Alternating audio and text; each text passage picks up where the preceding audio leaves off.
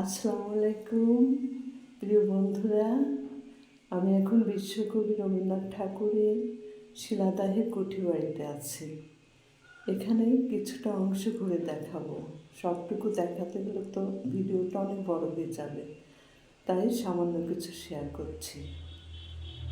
এই কুঠিবাড়িটি কুষ্টিয়া জেলার কুমারখালী উপজেলার শিলাদাহে অবস্থিত।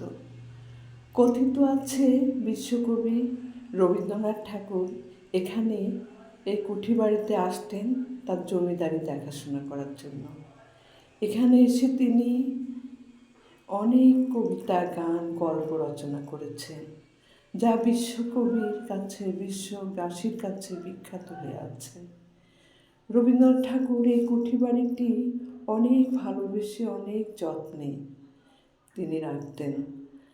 এখানে আছে তার অনেক হাতের ছোঁয়া, স্মৃতি। তিনি আজ নেই, কিন্তু তার স্মৃতি বিজড়িত এই তার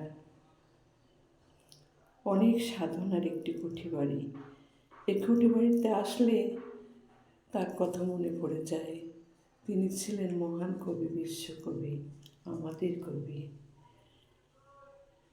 তার হাতের ছোঁয়ার এই স্মৃতিগুলো সবসময় মানুষকে জাগরিত করে। তার গান, তার কবিতা, তার উপন্যাস সব কিছু মানুষকে কাছে টানে। আজ এটুকুই। আগামীতে আবার আরও কিছুটা অংশ ঘুরে দেখাবো। ধন্যবাদ।